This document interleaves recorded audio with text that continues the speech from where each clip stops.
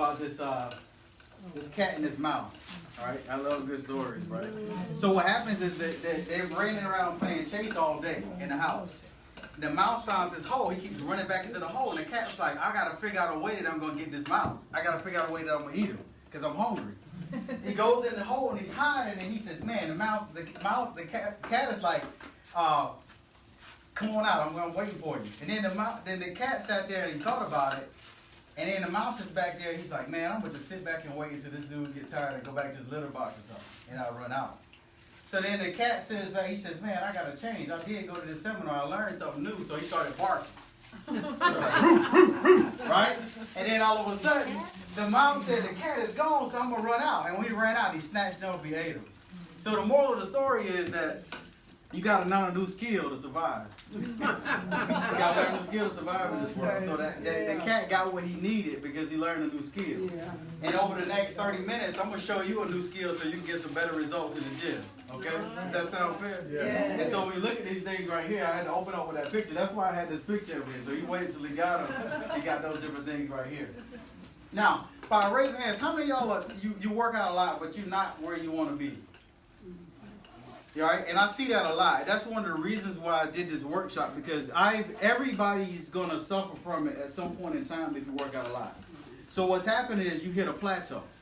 And so one of the reasons it is, you either hit a plateau with exercising, so you're not getting the right results that you want in the gym, or you hit a plateau with weight loss to where you're not losing the amount of weight that you want to lose. And so what I designed right here is 4 key ways to actually help you to get the results that you want. And sometimes we just got to shake stuff up. And it usually happens for 2 good reasons with a lot of people when we talk about it in the gym. Number one is that some people, and I don't see a lot of people, some people overtrain.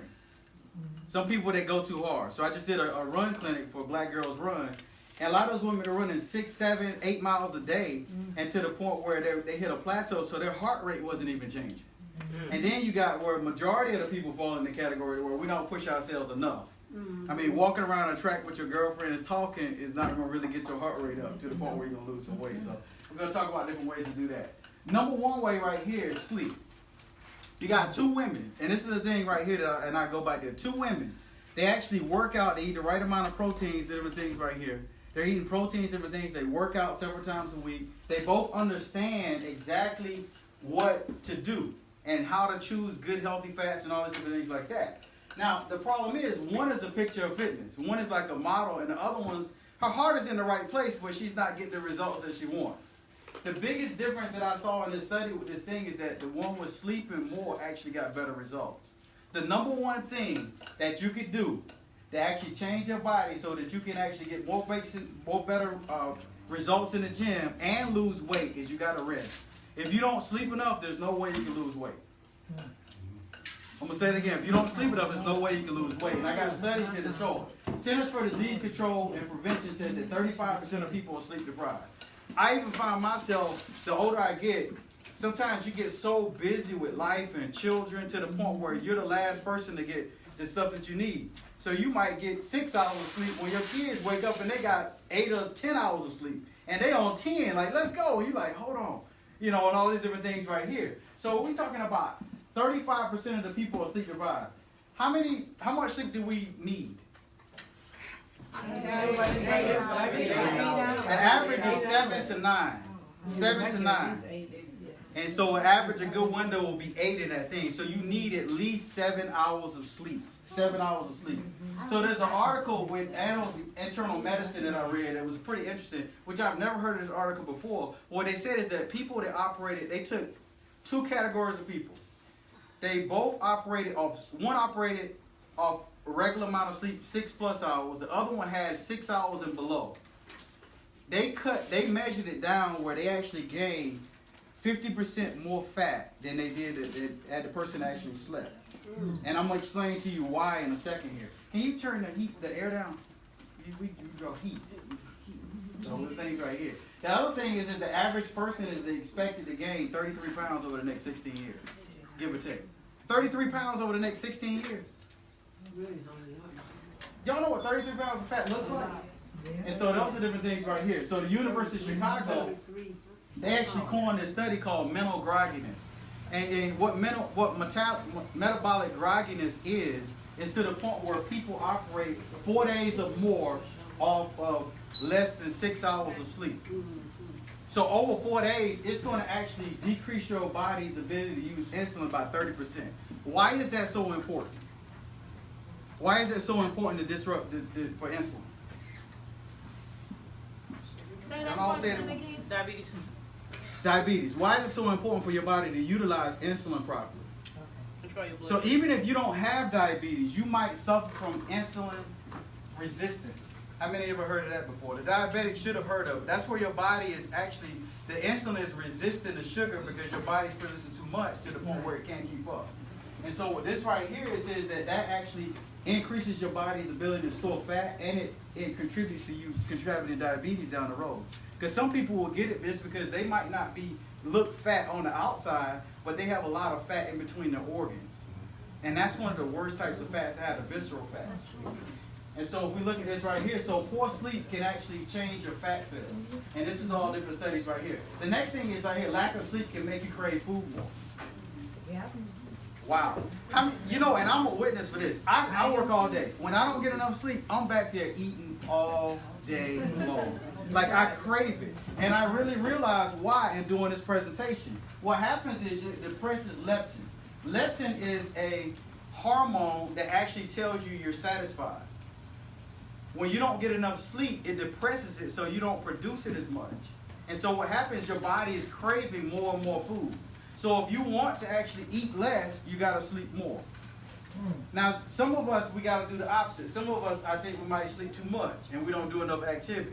But one of the things it is that we have to make sure that we get the right amount of sleep. Because this is the thing. We live in a culture right now where we're overwhelmed by everything. You got news. Now, if you don't even have a TV in your house, you got probably one. If you got a TV in your house, you probably got a TV in your bedroom. And then on top of that, if you don't have a TV on in your bedroom, you got a cell phone that you can just pick up at any time and get access to the world. And how many people by raise hands lay there and look at their cell phones before they go to sleep? Some people do. A lot of people do. And that's one of the things that actually can disrupt you from having a good quality amount of sleep. It also increases cortisol and ghrelin. That shuts down the body's ability to tell you if you're satisfied. That's a section of the brain. I know everybody's heard of cortisol, right? Yeah. Cortisol is a major stress hormone that actually causes your body to mess up its whole processes. So your body's ability to break down sugar. A lot of these different things that you use insulin and all these other hormones for. All these things that I'm talking about, even cortisol is a hormone. And what happens is when you don't have enough sleep and you disrupt hormone flow in your body, your body's ability to produce and not produce certain hormones, it's going to throw your body's ability to lose weight off, to get the best results in the gym, and all these other things right here. So it also sabotages your gym time. And one of the reasons why with that is it decreases the body's ability to produce growth hormone. What growth hormone is the anti-aging hormone. It's the hormone that keeps you looking young.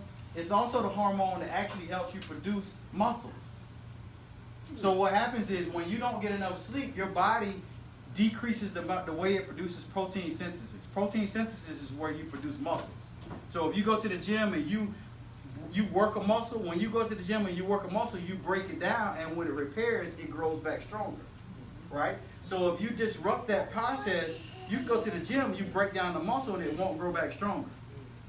And that's what happens when we get older. Our body naturally stops making growth hormone as much, and then we also stop making protein synthesis as much. That's when people's skin starts sagging. That's when the muscle tone, that's when the arms, you start getting a little flabby. The legs don't be as toned as they used to be. So one of the things that you can do by doing that is get a right amount of sleep. So number one, sleep. And so what happens is the next thing right here is you got intermittent fasting and multiple meals. So I'm going to go through this right here. So what's the first thing right here that you can do? Get more what? Sleep. How much sleep should we get? 8 hours. 8 hours. And the next thing we can do is we can do multiple meals of intermittent fasting. So that one sort of thing, so first it was you need to eat 3 meals a day. We conditioned to eat breakfast, lunch, and dinner. Then it went to 6 meals a day. And now we're hearing all this talk about intermittent fasting. So what I did is I started researching both of them. What's better for both? And this is the thing, everybody's body's different, so you got to find out what works for you. But I found out is what goes wrong with both of them. What goes wrong with both of them? Number one, with intermittent fasting, there's 2 types. Number one type is you got the 5-2 method. And this right here, you can talk to me about this anytime because I do this a lot. 5-2 method is where you eat normally for 5 days, and 2 days you do what we call a restricted diet. So basically you eat a diet of 200 to 400 calories per meal. So you're eating basically like a handful of stuff. That's the way that we should be eating, truthfully. And then what happens at that point is you got the second method, which is the 16-8 method. That's the method that I do a lot. That's the method that some of you already do that you don't already know you do. What is that? That's where you basically don't eat for 16 hours and you eat what you normally eat in an 8-hour period. That's what I do all the time. So what happens is that's where you would pretty much skip breakfast and then you would eat from like 12 o'clock all the way to 8 o'clock and then you wouldn't eat again until 12 o'clock the next day. That's the way it is. Now the different things with that right here, Ohio State says the benefits with that is it helps with insulin sensitivity. It increases it. That helps your body actually utilize insulin properly. The problem is if you do it too long and you don't put the right things in there, it's going to spike your blood sugar. So there's a way that you have to do it. And then we can talk about that a little bit more as we go on. Also, too, it's very good for diabetics and pre-diabetics because what it does, it teaches you to utilize insulin properly. Now, this is one of the things why I talk about insulin, I talk about diabetes so much. They're saying half of the population by 2050 will be diabetic. That's 1 out of every 2 people. Right now, some of us are diabetic and we don't even know it. Or you're taking it on the level. So you got to pay attention to this and understand exactly what you're talking about. The problem with intermittent fasting and any kind of fasting is it often leads to binge eating. Because I get it from me. I've left here, and I'm using myself for example. I'm very transparent when it comes to this stuff. Didn't eat, I'm calling myself intermittent fasting. Didn't get enough sleep, number one. Went out. I love Blaze Pizza. If you know me, I love Blaze Pizza. I got Blaze Pizza, and then I turned around and got something else at another restaurant. Can't tell you what it was, but it was just to the point where I was craving all this food, so I ended up binge eating and then feeling miserable because I ate too much. And that's one of the things right here. If you know anything about fasting, fasting has been around since the biblical times. And it's done for more spiritual reasons, religious reasons you can do it for, and there's a lot of health benefits to it. The problem is if you forego food for 2 or 3 days, you're actually going to cause a lot more problems. You can cause metabolic syndrome. You can throw your body out of the metabolic processes off in your body, especially the older you are in age or the more conditions you have. Diabetics, you need to be careful. People with high blood pressure, you need to be careful. You can get lightheaded. There's a lot of different things that can go on from that point. You follow me? So that's intermittent fasting. Now, the other thing with multiple meals. The thing with multiple meals is tough. How many of y'all gonna fix 6 meals and put them in Tupperware containers and all these different things right here? You know, you start off with good intentions 1 week, but then you skip a week or you get home late and then you try to do it the next time. It's really tough to do. But one of the University of Illinois Chicago says that's the best way to actually burn visceral fat is by eating multiple meals. So when you're eating multiple small meals, you got to make sure you're eating the right kind of stuff. So you can't throw a burger and fries in there. I'm talking about you're doing chicken and broccoli, chicken and all these things. You want to cut down the carbs. That's what the main thing where people get the results from is when they cut the carbs. And what example of carbs? Bread, mashed potatoes, white pasta. The stuff that we love. That's the stuff that's going to cause you craving more, but that's the starchy stuff that's going to stick to your body and you're not going to get the results. Because you can work out all day, but if you don't change the way you're eating, it's not going to happen. And I'll say this, 25% of what you do is in the gym when you're talking about losing weight. 75% of it is how you eat. 75% is how, that's a huge thing, so we got to pay more attention to it. That's true, man. And I don't know if you are too, you getting to the point where you got some people that are middle-aged and you're getting up in age in here to the point where you know if you eat bad, you're going to feel bad. With those days in the 20s where you can eat the cheesesteak and then go eat the cheese fries on that and the chili dog for lunch and all this stuff, those days are gone. And the way that they prepare food now, it's a wrap. You got to really watch what you're eating because of the chemicals and the stuff that we use on this stuff. So it's different things. So the point of the story and what I want to say with that is that you got to do a combination of both is the best way that I find to do it. So the 5-2 method. So the 5-2 method means that you're going to eat 3+ meals a day for 5 days. Then you pick 2 days on your lightest days and then you would do the intermittent fasting. That's the best way that you're going to get the best results. So if you're struggling with abdominal weight, which a lot of people do, you're struggling with weight in the behind the arms, in the thighs, you're getting cellulite, you got to burn some fat. So you got to put the right things in your body to burn fat. And you got to watch your portion sizes. What's a typical portion size by hand that a protein should be? Palm of your hand. So, and when somebody came and they told me they had a 42-ounce steak, I asked her, would she have a heart attack? What hospital did she go to afterwards, right? And all these different things like that. I got this one lady that loves beef, steaks, all these different things like that, man. It's too much. So what happens is you got to pay attention to portion size. It's very, very important if you want to do it. A lot of times you might be eating the right things, but you're not watching your portion size. So if you want more help with that too, we have a registered dietitian, Janelle, on staff. She could do a 15-minute consultation with you and talk to you about what your goals are and help you to try to get there. And so that's one of the things we got to look at with that. So the next thing we got right here is it says when you eat is important, but what you eat is imperative. So we got to eat more fruits, vegetables, lean proteins, and healthy fats. That's what's going to lead to weight loss. So I'm a big fan of paleo.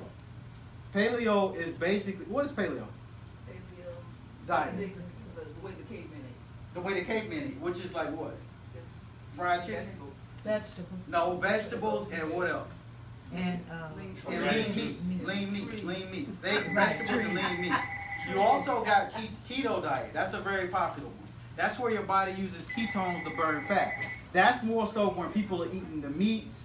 They're eating somewhat vegetables. They're eating a lot of fat. They're eating the eggs. They're eating all that stuff. They're eating the grease stuff. I don't recommend that as much because if you're not careful with that, you can actually shock your body. You can cause a lot of problems.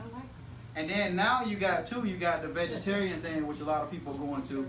Vegetarians need to be very careful too, because I see a lot of fat vegetarians, unhealthy. And I see a lot of vegetarians that are diabetic because of the fact that they eat so many carbs. So they might not eat meat for the purposes that it might be healthier, but they're making up for it by eating a whole lot more bread and pasta. So you got to watch these different things. And so there's other forms of that stuff too you can get to. And that's more detail for a registered dietitian. Now the next one is exercise. Exercise is key. I got a way that and if you've read my book or if you talk to me, what's the ways that we should exercise? Walking. But what's walking considered? Cardio. That's one. What's another way? Stretching, two. And weights. You got to do a combination of three. In my professional opinion, I've been in the game for a long time. You got to do weights, cardio, and you got to stretch. It's that simple. The reason why, I'm going to talk about this in a little bit, number one is cardio. Before we get into that, not even cardio, before we get in that, you got to imagine yourself healthy. Just like I know women are famous for this. When it comes time for a wedding, let a daughter get married or a son or something like that, they're going to do whatever they got to do to get into a certain dress so that they look good that day walking down the aisle, right? I've seen, they'll do drastic health changes to do that instead of getting off high blood pressure medication or diabetes. And that's the thing. So we look at image and all these different things. But imagine yourself healthy and vibrant. That's one of the reasons why we actually have patients fill out health goals. So one of the things I do is I sit down and I say, well, what does it look like when you're 80? What does it look like when you're 90? Have you imagined that? I mean, I sat down and did. That's very hard to do. You know, most people don't even think. We're trying to get through the week or the month or my next vacation in the summer and all these different things. But what's it look like when you're 80? Well, are you going to be able to comb your hair? Are you going to be able to take care of yourself? Are you going to be able to sit on the toilet properly without getting assistance to use that? This is stuff that a lot of our loved ones suffer from that we don't think about. So what you do today is going to actually help you to be able to do those things when you get older. And that's why exercise is so important. So I ask you to visualize that. Think about that. You know, you think about your retirements, your investments, you make sure you got enough money to live off of for the rest of your life and all these different things like that. But think about your health. Well, I'll tell you a story. Steve Jobs died. He was worth $7 billion. And if I ask you right now, would you raise your hand if you would trade places with Steve Jobs? Nobody in here will raise their hand. So that tells me right there that your health is worth more than $7 billion. It's priceless.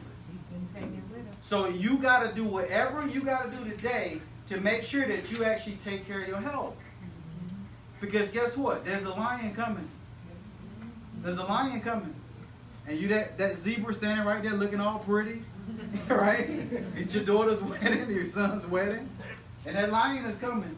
So you better get to running. You don't want to run and tank out of gas. So that's one of the things that we got to do. So you got to start or you got to change some stuff. I'm not asking anybody here to do any drastic changes. I'm not saying that, okay, Miss Porter, go try CrossFit. You know, you next thing you know, you were just walking on the treadmill. Now you slinging weights up like that. You know, we're not trying to say that. We're not saying do that, right? So what we're saying is we're just talking about do some subtle changes. Number one thing right here is we got, when you break into cardio, you break it into two forms. You got aerobic and anaerobic. Aerobic is what? With oxygen. Is what? With oxygen. It's with oxygen. Anaerobic is with Out oxygen. So a simple way to do it, if you have a heart rate monitor, aerobic is where you're probably 60 to 80% of your maximum heart rate. Anaerobic is where you're 80 to 100% of your maximum heart rate. So that's when you don't have that much oxygen. You like this. You can't go that long or hard. You're bending over and all these different things that happen. So what happens is these are different examples of different things. You got walking, running, biking, swimming, treadmill, elliptical, etc. I'm not here to tell you how to exercise. I think you all know how to exercise. What I'm here to tell you is you got to challenge yourself more. If you have a smartwatch or you have a heart rate monitor, when you calculate your maximum heart rate, it's 220 minus your age.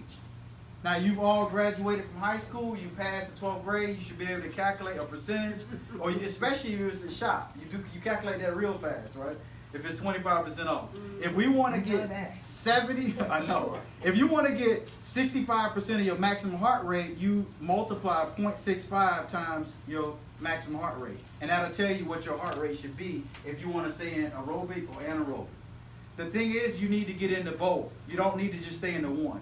Aerobic will be examples of you just walking where your heart rate doesn't get up that high. You might hit a little hill, it might get up a little bit, you might be out of breath a little bit, but you're fine. Anaerobic is where you're going for a little bit and all of a sudden you got to stop. You're like, hold on. You might see some sparkles sometimes. I don't know if you ever seen that. I've seen that, right? And so those are different things right here, but this is very important because this is what's going to keep your pipes clean. So I call a cardiologist a plumber in the medical profession, right? So you don't want to go see the plumber and then they have to do stents. These are all these different things, or you have to do a bypass, and all. Some of us might have already had these things. So what you got to do is you got to challenge your heart rate. One of the things that you can do is, number one, I got the people that run, and they said, man, I want to be a runner. I'm training for a marathon. It's very important to cross-train when it comes to cardio. So you can't walk every day and expect to be that. Now, what's the last time somebody rode a bike in here? It's been a year. It's been over 5 years. Oh, yes. All the time. Riding a bike is like chewing gum. Please get on. And then guess what I saw the other day? I saw 3-wheelers for adults. There's 3-wheel bikes you can get now. And if you don't feel good, you can get the couple's bike and get your husband on the front or your wife on the front and let them pedal and you get it from there. So you got to get these things right here. So one of the things it is so a good example, if I could paint a picture, if you were to walk on Monday, on Tuesday or Wednesday, you would ride a bike. And then on Wednesday or Thursday, you would get on the elliptical. And then on the next day, so you're changing your body. Now, I was on a panel with an orthopedic surgeon, and we were having this discussion afterwards, and we had it on the panel a little bit. Athletes, I came up in the area in high school where athletes played 3 sports. Now, what the problem that you're seeing is you're seeing these kids, they're isolated into one sport. When they're isolated into one sport, what you're seeing in that is you're seeing a higher incidence of injuries. So they're hurting themselves. So they're not training lateral motion. They're just training going forward. So when you had kids that were conditioned, they played football in football season, basketball in basketball, either soccer or baseball in the off season. Man, you never saw ACL tournaments, track and field. You never saw the injuries that you're seeing on earlier ages. I mean, I'm seeing 12-year-olds that's getting Achilles tendonitis, or they're overusing from dance and ballet and all these things to where they're just focused on that one thing. You know, I just had a conversation with a parent about that. You know, you got to change. You got to change up different activities. And the same thing with us as adults, you have to change up different activities. So how many of y'all got a gym membership? Right? I mean, does that gym have classes? Yeah. Yes. Go try one of those classes. You don't have to do it every day, but one of the things why I like about classes and I like about personal trainers is all you got to do is show up. All you got to do is show up. And then don't get mad and you get sore the next day that you don't come back. Just show up. And all they're going to say, jump this many times, turn this many times, and then you come back and they're going to switch it up. Try different classes. That's a great way to get involved and do it. But cardio is very important because it keeps you going. The second way is strength training. Strength training. You want to burn 5 times more calories at resting, develop some muscles. Muscles are going to burn 5 times more calories just sitting down. That's why you got some people that are real lean. While they're sitting down, their body's still burning calories, though it's going to burn fat. And that's one of the things what it does. Now, not only that, what it does is it builds strong bones and lean muscles. Strong bones are very important for you ladies, especially. By raise of hands, how many ladies in here over 60? If you're over 60, you need to pick up a weight. If you don't got weights, pick up a gallon of water, a gallon of milk, and start moving it up. And start doing these because you got to build some muscle tone that actually help develop strong bones. Osteoporosis, osteomalacia, osteopenia, all these conditions are developing because of brittle bones or your body's not developing bones. So you got to do some kind of weight training. You got some people that do weight training and don't do cardio, which I think is a myth. You got to do a little bit of both. Yeah. And so one of the things you got to look at with these, you can do body weight exercises, you can do push-ups. You know, I love seeing these like testimonial videos where the person came down and they couldn't do a handstand. They trying yoga, they couldn't do a push-up. Next thing you know, now they're doing push-ups and burpees. It's just like everything else. You couldn't do it when you first tried, so don't give up. Don't give up. You also got machines. The safest way to do it when you go into the gym, if you don't know what you're doing, number one, you need to ask somebody for help. And the second way is to actually use the machines. Why? Why do I say use the machines versus just going in there and just doing something random? Safety. Safety and a range of motion. Range of motion. It's a controlled range of motion. If you go on a machine, it's only going to let you push like this. But if you pick up some dumbbells, you might have one arm over here and try something and one arm up here because that's a weaker arm. So start with the machines. Then if you don't feel comfortable with that, get some resistance bands. Everybody in here got a cell phone. You can YouTube how to use a resistance band. You got people that live their life on camera. Right? So all you gotta do is just follow one of them. They're gonna show you their workout in the morning, doing this stuff. You just do that. And you say, Dr. Artist, ask me as a resource. What do you think can you help me with doing some of this stuff? And that's one of the things we can do. And then later, once you get more advanced, then you go more towards the free weights. And the free weights are good because they're gonna isolate that different muscle. They're gonna take that core and they're gonna also isolate the muscles that are around that joint that are protected. Very, very important. Strength training. Cardio strength training. The next thing is I want you to try yoga. Emory University School of Medicine, they said that yoga decreases cortisol or stress hormones. And one of the things it is just simple stretching. The thing that I see that most people don't do the most, and I've been guilty of that before, but till I did the research, is we got to stretch. Yeah. You got to stretch. You know, believe it or not, I could not touch my toes until I graduated from chiropractic school. I was always a very inflexible person. You know, we had to stretch and stuff in school, and man, I would be over there, I couldn't get my leg like that, and I made a commitment to stretch a little bit every day, and to the point now where I can put my hands on the ground and touch you just feel better. So muscles, you have to train them. But one of the things with muscles and why you want to stretch is you're going to reduce the possibility of injury. And like I said, some of you raise your hands, you're over 60. You know, you're not like your grandkids or your kids. You can't just get up and run. You got to warm the engine up. Yeah. If you got a 1960 car, you just can't get in and drive like you drove in nice cars here. It's a whole lot different. So you got to warm the engine up. And so that's why yoga is a great benefit because it's a guided motion. You can actually learn different things and different poses that's actually going to help strengthen your core. Yoga is one of the best things out there, I'm telling you, that we can do. That's why you see these old yogis, they could be 60, 70, 80 years old, and their flexibility, I mean, they can go and do all these different things. That's where you want to be. They actually live longer because this right here moves, and that's what we'll get into the next thing right here. So the next thing right here is a healthy nervous system. None of this is possible without a healthy nervous system. If you have pressure on your spine, Let me say this. The average person that comes in here loses about 5 pounds if you do exactly what I say. Now, if you leave here and go to Plateaus, I can't really help you. But the average person, if you come in here and you work like you're supposed to, and you do your therapies, the average person that doesn't really go to it is going to lose about 5 pounds. I've had people lose upwards of 10 pounds. And the reason why is that we actually take pressure off the core, and when they start doing therapies, a lot of people haven't done the kind of therapies that we have been doing. And so when they do, they actually start stretching, start moving, and all these other things that happen. So what happens is that right there, a lot of people know that the body's always giving off warning signs. Warning signs. Like people that say, they come in and they say that all the time. Doc, I don't know what happened with this. It just, all of a sudden, I just sneeze and this happened. The warning signs have been there. The warning signs have been there. And sometimes they haven't been. The only time a warning sign is not there is just all of a sudden. Like if you get in an accident or you fall.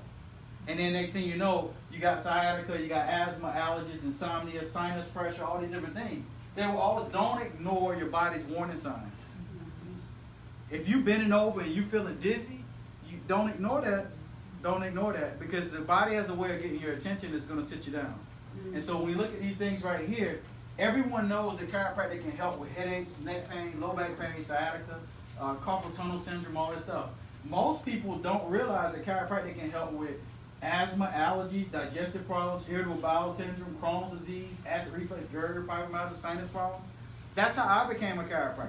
You know, I grew up, man, thinking that it was normal to take medicine until I got in my 20s and I went to a chiropractor, and the chiropractor started adjusting me, and I stopped using asthma. If I didn't know what I knew now, I'd be walking around with asthma in my pocket now, probably on high blood pressure medicine. Because of my personality, all these other things right here. So what chiropractic has taught me is a lifestyle, right? And what I wish people knew is that chiropractic can help with immune system, metabolism, i.e. weight loss, and it can also help with fatigue and stress. I got adjusted today, just like y'all got adjusted. I went to my chiropractor, and I laid down on the table, and I waited for him to come over. He adjusted me, and then I got up, man, I felt a little light. He said, man, we got to get some x-rays on you. So I'm getting my x-rays on my next visit. So just like you do. So it's like I walk the walk. I'm walking with you through this process because I understand what this can do. Now, the thing you got to look at right here is that the cervical spine is the neck. That's this portion right here. Now, that's going to go to the immune system, the internet, all this different right here. The reason why I focus on that is the further that head goes out forward like that, the more pressure it's going to put on the core, and it's going to slow your metabolism down. So I don't care if you work out 100%, you eat the best diet, your body's not going to be able to absorb the nutrients that it needs to actually function. And then also, too, that your body is not going to be able to think properly because the brain can't send the messages down. The energy can't get there. And the next thing we look at, if we go all the way down here, you look at abdominal problems. Some people have hip problems or low back problems, but they ever make the connection that can affect your reproductive organs. That can affect your cycles. That also can affect your constipation and diarrhea. That can affect so many different things. Pay attention to your body and the warning signs. The biggest light that I see in those rooms is when I connect organs to the spine. Most people come in, they say, my neck hurt, doc, or my back hurt. But then we start talking, I say, well, you got thyroid problem. Oh, really? How long have you suffered from that? Well, you know those nerves that come off thyroid come from this area right here. Oh, or the biggest one, constipation.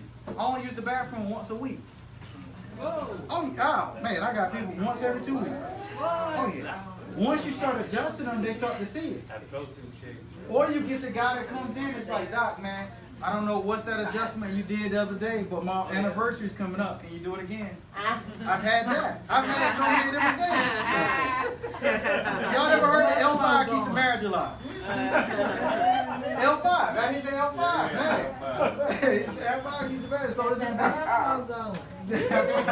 it's So what it is when you look at these things right here, and I talked about this, and I look at these different things when we're going, I messed up on that. But the thing about it is, I said something about a lion coming. And the story that I talked about that is that there's this zebra standing there that was just born, and the mother zebra is like, you need to get up and run. And the baby zebra is like, nah, I just want to chill here with you, mama. I just want to chill with you because you're so comfortable. I just want to lay on you and run. The sun is beaming. And the mama's like, boy, you need to get up and run because that lion is coming. And guess what? That lion is Medicare. That lion is heart disease. That lion is diabetes. That lion is so many other different things. And the thing about it is, whatever you're going to do, if you're a lion, you're looking for food, you better get to running. If you're a zebra and you want to survive, you better get to running. So what I offered is we came up with a phenomenal wellness functional exam. Now this is something that I've never offered before, but what it is, and what it is not, is your typical exam. Let me say that.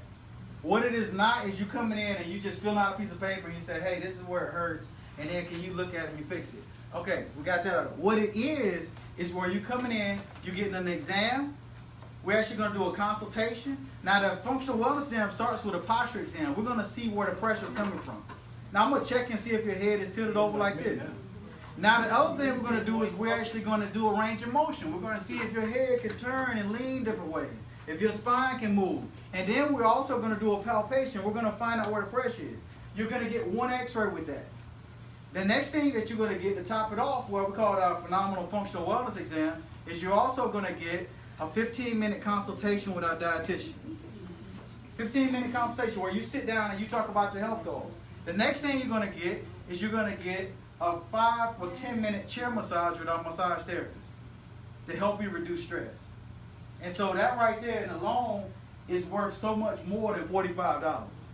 If you went to the emergency room right now and just got a physical, that means that they just said, open your mouth, let me look down your tongue, look in your eyes. They're not taking no x-rays, and they did, what would your bill be? $1,000? Over $1,000, depending on where you're going, right? And so what happens is, that's why it is. So this spot is good for the day, it's good for your spouse, your family, your loved ones, and all those different things right here. But the long story short, I want to end with this note. Whether you're a lion or a zebra, you better get to running.